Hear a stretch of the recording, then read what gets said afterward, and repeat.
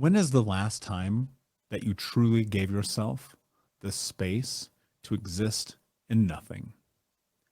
What's up, Broken Nation? Hope that you're doing well wherever you are in the world today. I had this really interesting thought on Saturday that I wanted to share with you. I was in a meditation. So recently, stepping into meditation at a different part of my day, into my midday, as opposed to my morning. Been using my morning to execute a little bit more.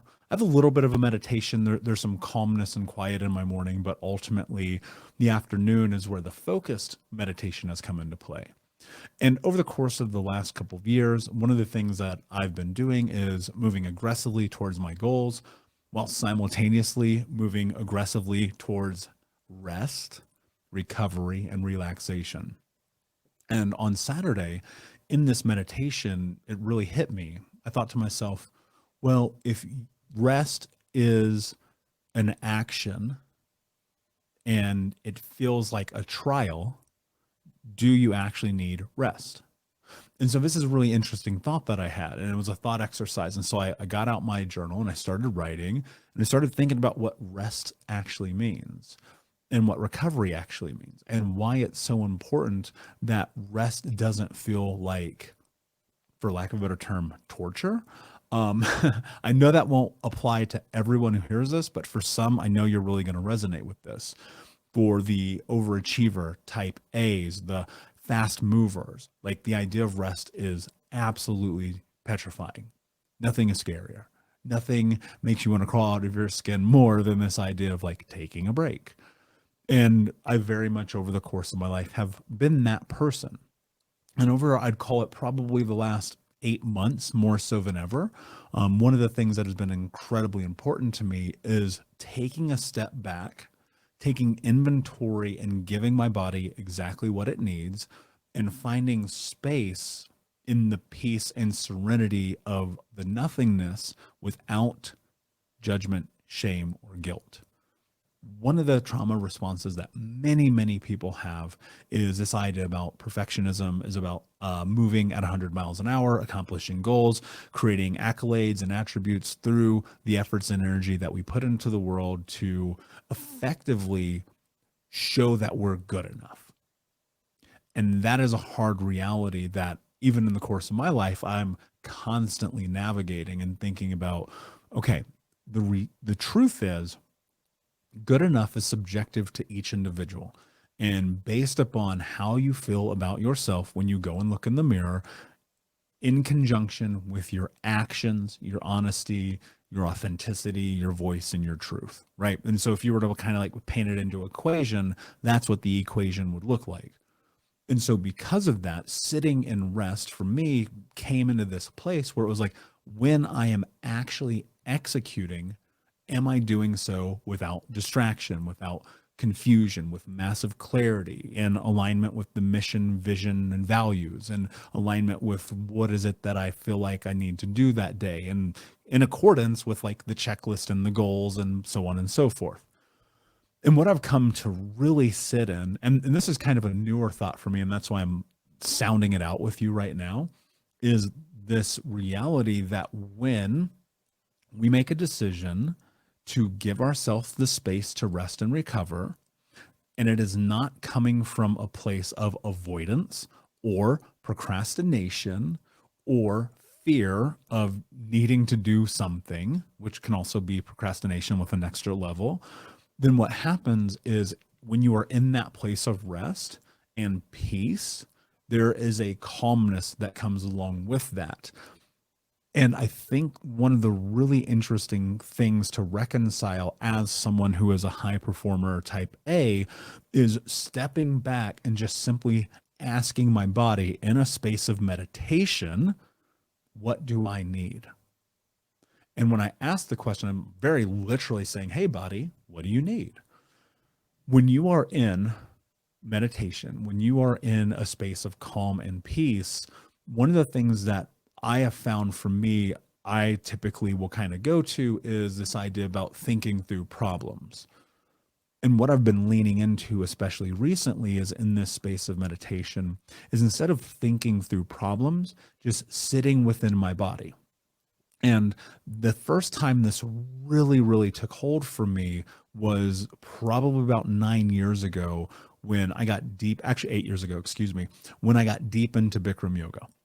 And the reason why I'm saying that is because there were always these spaces in the yoga in which you're in pause. And that pause is depending on the flow of the class, and whether it's a yin yoga class or it's a full on Bikram class or a flow class, whatever it may be, that pause could be 4 seconds or that pause could be 4 minutes, right? Especially when I did some of these hip opening yoga classes, like you would be in this frog pose for 4 or 5 minutes and you learn a lot about yourself in that moment. And in those spaces all those years ago, one of the questions that started to feel prompted or that became a prompt pretty frequently was me asking my physical body, like using my mind to ask my physical body, what do I need right now? And on some of those days, and look, this is the thing that I'm getting to. This is the one thing that you can do today that will change your life is when you ask your body what it needs to actually give it to yourself. Shocking, right? Like who would ever do that? And and that was my experience for a long time. It was the idea about pushing through and harder. Now, again, you've heard me say this. There's a very vast differentiation between self-care and taking care of yourself and taking it easy on yourself. These are two very, very different worlds. And so there are times where you do actually need to push, where it's not that you need to rest, which can become a cop out or placation or running from the thing. But there's times you actually need to go through and be like, you know what, I have to do this today. Whereas the opposite of that is, okay, I don't need to do this today. I need to pull back the throttle. I need to chill. I need to sit in the silence and the calm. And I just need to maybe watch some movies or go to the mall or take a longer walk than usual, whatever that is. Either way, both of these outcomes are predicated on your willingness to ask yourself, ask your literal physical body in a state of calm and meditation, what do I need? What do I need? So many of us do not give ourselves what we need, especially if you are a high performer, if you have grown up in this place where you need acknowledgement and accolades to be seen, to be felt, to be heard. We push, we strive, we go 100 miles an hour, and we're like, wow, I'm burnt out, right? And I don't ever get burnt out. In fact, one of my rules of my life is I do not allow myself to get burnt out. And by not allowing that, what happens is when it comes to the place for calm, for peace, for nothingness, I honor that when I ask my body, what do I need? As opposed to, which you should know this about me, I've mentioned this on the show before, I'm incredibly lazy. I'm probably one of the laziest people that you know. And since I know that about myself, one of the things I have to do is ask myself, what do I actually need? And most of the time, I'll call it 93%, the thing that I need is to continue to move towards what I'm building, recognizing that I, in that moment, did not want to because of procrastination or fear of judgment or fear of failure or fear of whatever. And then knowing that the only way you can move through that is by literally moving through it. Most people, however, hit this barrier. They hit this wall in this process of the step through, like this gap between where they are to where they want to go. And they convince themselves, which I did for a very long time, that they don't actually have to execute against the thing that they know that they need to do because they can do it tomorrow. Now, there's two flaws in that thinking. One, tomorrow is not promised. You could die right now. I could have a heart attack literally at this moment.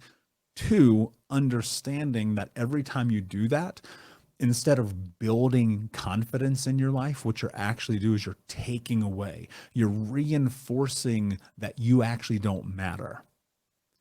I know that's a hard thing to hear, but it was a conclusion that I came to a very long time ago, that every single time you don't show up for yourself, you are reinforcing a lot of the things that we experienced as kids.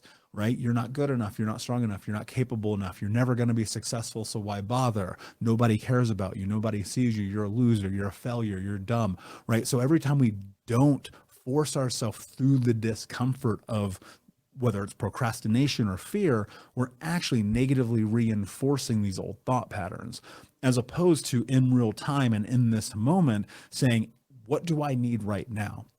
I actually need to move through this because I recognize that it is the fear of judgment that has kept me stuck. The opposite of that, again, I'm playing both sides of this coin for you to understand, is I'm at this threshold. I've worked 100 hours this week. I've done a million things. I got the kids. We got grocery lists. The house is a mess. I need to do all these things. The checklist, bam, bam, bam, bam, bam. You haven't had a moment to yourself in 7 days. You're exhausted. You've had 14 cups of coffee. You're got deadlines at work. The world's about to implode around you, and you're on the verge of a freaking panic attack. Well, that to me sounds like the perfect time to rest as opposed to pushing through. And so finding this, and you guys, I know we've talked about it ad nauseum. If I say meditation one more time, somebody's going to smash their head into a wall. I might even be that person because I get it. You're like, Jesus, we know meditation, dude, got it. But I'm telling you, meditation is not about this Zen moment of nothingness. For me, anyway, I want to be very clear. For some people it is, and Godspeed to you. I've never located that. For me, meditation is about the pause, just simply asking myself, what do I need today? And then honoring that for yourself.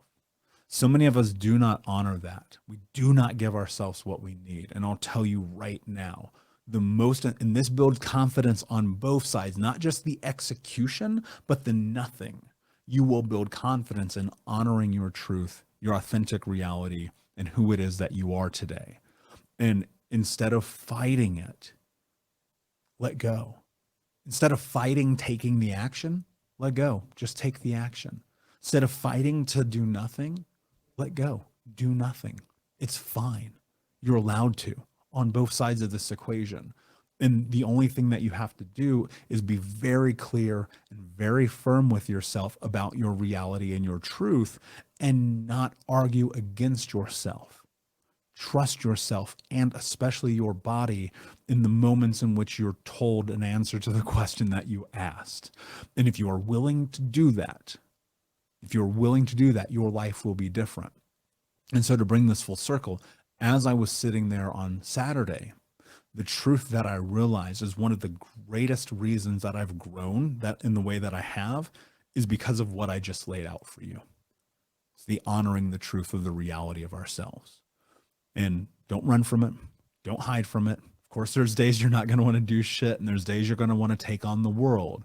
But if you can just sit in the truth of the reflection of who you are, you'll understand deeper the why for what you need to do or not do. And by understanding that deeper, you'll make better meaning of yourself. And in that meaning, you'll get more clarity. And in that clarity, you'll take more action. And then you'll build more confidence. And then it's a cycle. It's a rinse and repeat. And it keeps happening and happening and happening. And when I go and I reflect on some of the most incredible turning points in this journey, this is the very thing that if I could have rewind this show to the start, I would have articulated this first. And so I'm really glad that I had this thought on Saturday. I hope that you'll share it with friends, with people who need this. Most importantly, I hope that you'll take heed of this message yourself and honor your truth and your reality without judgment, without shame, without guilt. And in that, watch your confidence grow, my friend. You do this one thing and watch your life be different. Thank you so much for listening, Broken Nation. It means the world to me. Please share this with somebody who needs it today. Leave us a review. And until next time, my friends, be unbroken. I'll see ya.